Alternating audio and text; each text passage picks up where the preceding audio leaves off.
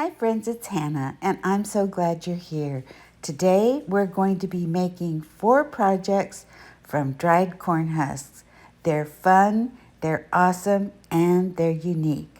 The first thing that we're going to do is take dry corn husks and soak them in a tub of water for about 2 hours until they're soft and pliable.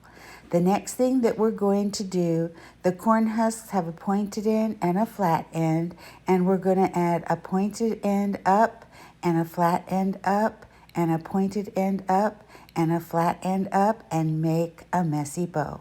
Then we're going to take a slender piece of the corn husk and tie a double knot in the center of the bow.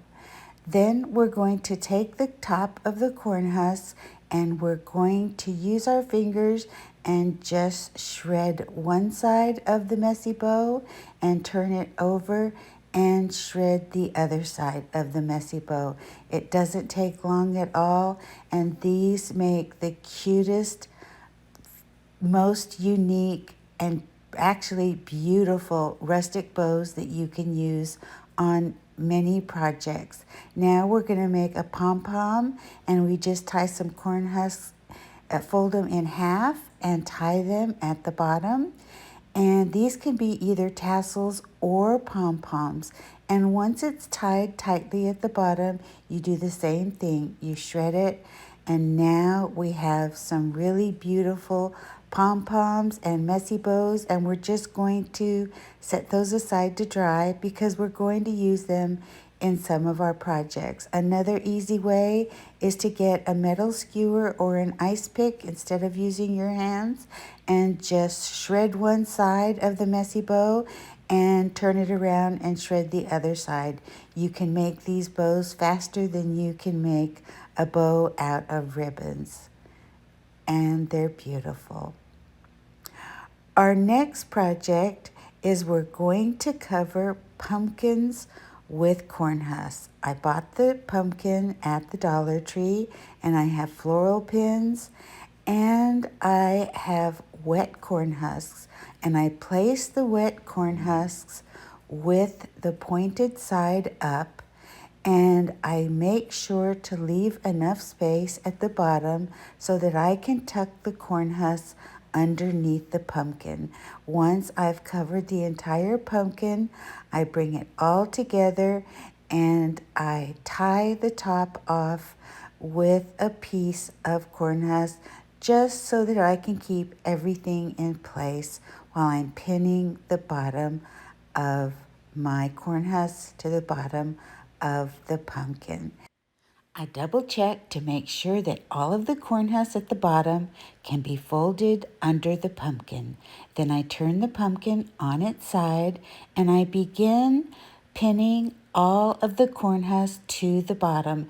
And as I go around the corn husk, I'm careful to make sure that all of the pumpkin is covered with the corn husks, and I just continue to cover the pumpkin with the corn husk and to pin the corn husk to the bottom of the pumpkin. Then I turn the pumpkin over and I pull it all together on the top, and I begin adding pins to the top.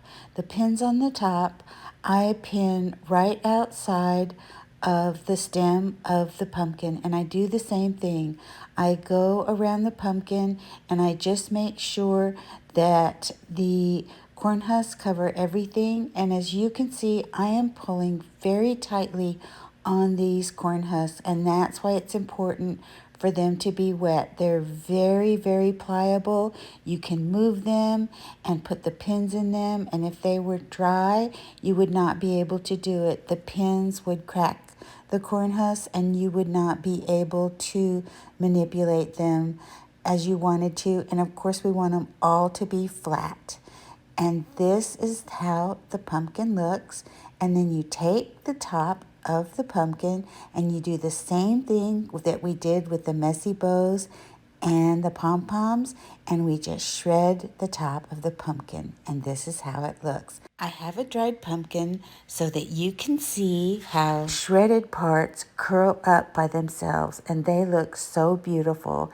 And I just added some of small beads and some small berries and some larger berries just to add some of the autumn harvest colors of yellow and orange and burgundy. And I continued to add a few more berries. You add whatever you like to your pumpkins. I thought the berries looked beautiful and gave them some color and made them look so high end. I absolutely love the way that these pumpkins turned out. Aren't they beautiful? The next project that we're going to make is a wreath. And I picked up a wreath at the thrift store for $4.49. And everything that you see here in this basket, I cut off of the wreath thinking I was going to use them on something else. And now I'm using some of the pom-poms and the messy bows that we made and that have dried, and I'm using hot glue to apply everything. And I add a pom-pom, and in between each pom-pom, I add more pumpkins or gourds or artichokes and make sure that everything is interspersed. And I have to tell you that everything on this wreath, I was so surprised for the price of $4.49. These were real dried gourds, and the wreath was such high quality. The fruit and vegetables were such high quality, and the leaves were such high quality. I really made a good buy on this wreath. So I continue to add all the pumpkins and gourds and intersperse them with the pom-poms, adding the artichokes and the pumpkins in between. And once I have finished on the left side and start to work on the right side, I try to make sure that both sides look very even. I'm going for symmetry, and I want to have the same amount of pom-poms and fall vegetables on the right side as I do on the left side. So I continue to add my pom-poms, and I leave a space right in the center of the bow, in the center of the wreath, because I'm going to add the messy bows to the middle of the wreath. And I take the messy bow, and again, just using hot glue, I apply it to the bottom center of the wreath. And once I've added it, I feel like it needs a little more depth, so I add a second messy bow and I hot glue it to the top of the first messy bow. And I am loving the way that this wreath looks. Then I just go around the outside and around the inside and make sure that there's no holes in the wreath. I add acorns to the messy bow, one on top and two on the bottom. And here I'm filling in on the inside of the wreath. Then I go back and add a small gourd to the messy bow and an autumn leaf that's very colorful, and I love the way the bow turned out. The next thing that I do is I go all around the entire wreath because it's monochromatic, and I bought these orange maple leaves from Target in a big bunch, and I am adding these all around the bottom of the wreath to give it another pop of color and to make all of the lighter things really pop. And I love the way this wreath turned out. The camera does not do it justice. It is truly, absolutely beautiful. For the next project, we're going to make a witch in the wind, and we're going to use the messy bows for this project. You take a messy bow and you turn it over, fold it over, add glue to it, and glue it together. Next, you take another messy bow, leave it standing up, and glue that to the folded over messy bow. Then you take another folded over messy bow and glue it onto the back. The bottom will be her skirt and the top will be her bodice. I'm tying it up with a piece of corn husk, but I really recommend that you use floral wire. I went back in and changed out all of the corn husks to floral wire. It was much easier to work with. This top part is her bodice, and I'm taking 2 pieces of kind of a small corn husk and I'm placing them in the center of the corn husks in the bodice. And I want, these are her arms, and I want her arms to be off to the side. So I'm using a piece of corn husk to tie the arms to the side, and then I'm pulling out a little bit of the corn husk because I want her arms to look like they're coming out of a shirt. And then I tie the neck off with another small piece of corn husk. Again, you should use floral wire here, and then I just work with the arms a little bit. It's important because how these arms dry is how they're going to stay. And I found a crooked stick in my stash, and I glued some shredded corn husks to the bottom of it, and this became the witch's broom. And I tied the broom onto her arms. And you can see me switching out the corn husk for the wire here. I've done it on her neck and on her waist. And now I'm just working with the arms a little bit and positioning the broom so that it is at her side, because this is a witch in the wind and I want it to look like she's either in the wind or flying, either one.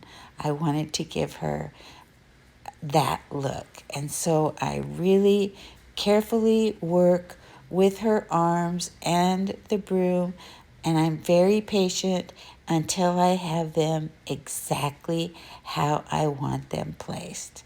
And then I just take an egg that I made out of air dry clay, and I add 2 small pieces of corn husk to it. You can see that one looks like a bonnet, and I tied it off tightly. I'm cutting the neck down some. I took the floral wire off to insert the head, and it was just too long, so I cut some off and I pulled the top of her bodice together and her neck, and I tied the wire again around it so that it looks like she's got a collar on with the corn husk. And I'm really loving the way that she looks. And the next thing that I do is I had some fresh corn, and I took the corn silk out of the corn and dried it on a tray and used it to make the hair for the witch. You can also use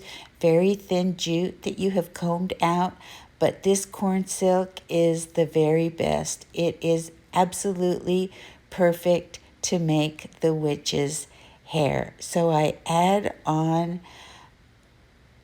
a couple of bunches of the corn silk onto her head, again just using the hot glue.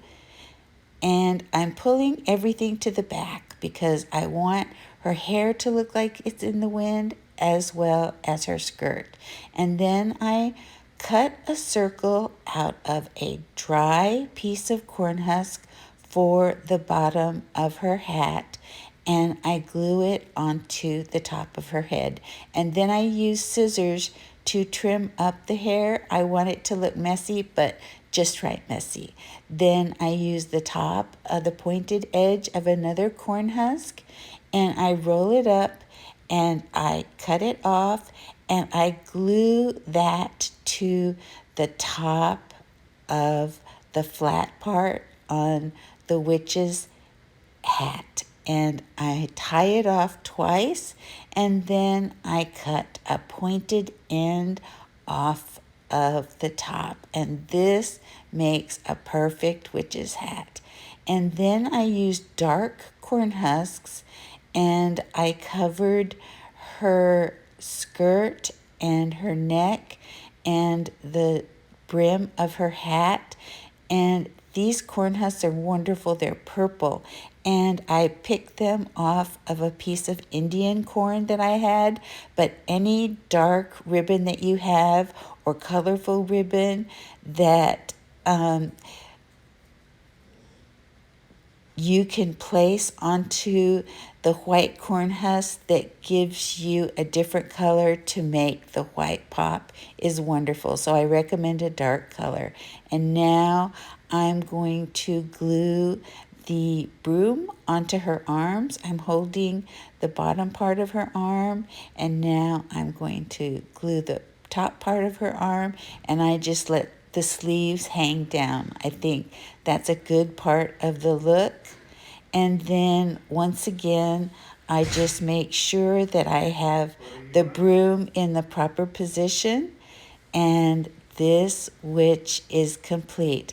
I've also added a few wisps of corn husks coming out of the top of her hat, and I love the way this witch looks. I so enjoyed sharing these projects with you, and I hope that it inspires you to make something beautiful. If you enjoyed my projects, please share them with your friends, like and subscribe. Thank you once again for watching, and I will see you next time.